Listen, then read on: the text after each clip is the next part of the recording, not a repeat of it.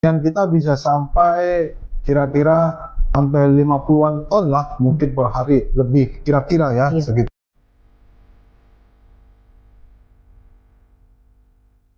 Hari ini aja kita memperkirakan ada 22 penerbangan bila tidak ada hambatan cuaca. Iya. Dan setiap barang yang akan diangkut akan kita tumpuk di situ.